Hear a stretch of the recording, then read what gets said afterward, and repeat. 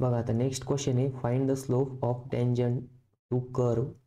मग बघा एक टँजंटचा कर्व दिलेला आहे आपल्याला आणि त्याचा स्लोप फाइंड आउट करायला सांगितलं आहे. ठीक आहे, मग इक्वेशन दिलेलं आहे y=x⁴ ॲट x=4. बघा हा काय आहे की ॲप्लिकेशन्स ऑफ डेरिव्हेटिव्हचं क्वेश्चन आहे. कशाचं आहे? Applications of derivative. मग बघा त्याचं सोल्युशन कसं आहे, याच्यात काय करायचं, वायला डिफरन्शिएट करायचं विथ रिस्पेक्ट टू एक्स. डिफरन्शिएट केल्यानंतर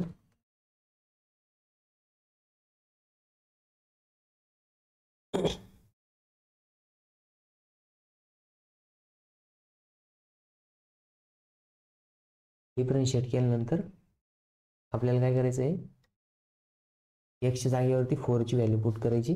नंतर ना आपल्याला सोल्युशन भेटेल. ठीक आहे, मग आपल्याला सगळ्यात पहिले कर्वची इक्वेशन काय दिलेली आहे, मग कर्व इक्वल्स टू y=x⁴. बरोबर. मग याला काय करायचं, डिफरन्शिएट करायचं. डिफरन्शिएट विथ रिस्पेक्ट टू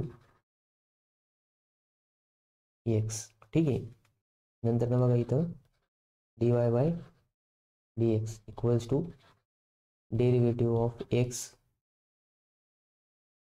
मग बघा इथं कोणता फॉर्म्युला यूज होईल, आत्ताच आपण यूज केला होता तोच फॉर्म्युला इथं डबल यूज होईल. ठीक आहे, कोणता फॉर्म्युला मी आता डबल लिहितो बघा इथं, d/dx of x⁴n equals to n into x⁴n-1. मग ठीक आहे,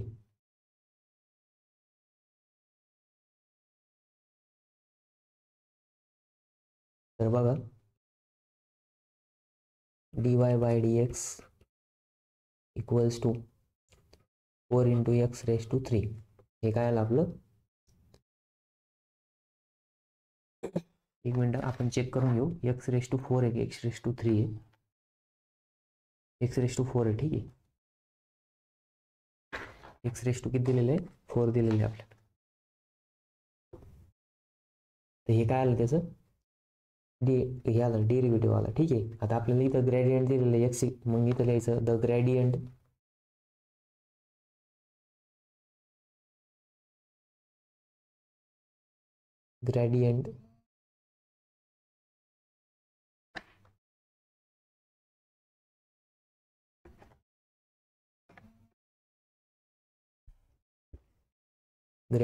ॲट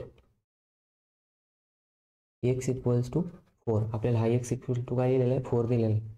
मग बघा आता इथं dy/dx is equals to 4 into ब्रॅकेटमध्ये 4⁻3. मग बघा इथं 4 इंटू 4चा क्यूब म्हणजे 4 चौक 16, 16 चौक 64. मग 4 चौक 16 आणि 4 सक 24 आणि 1 25, 256. ठीक आहे,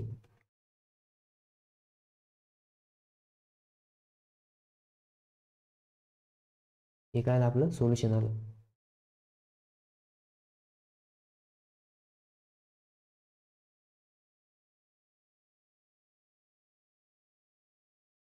मग लिहायचं इथं खाली स्लोप ऑफ टँजंट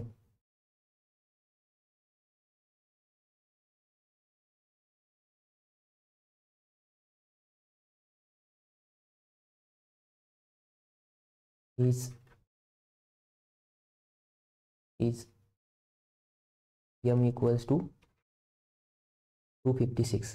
ठीक आहे, हे काय आलं तुमचं फायनल आन्सर आलं.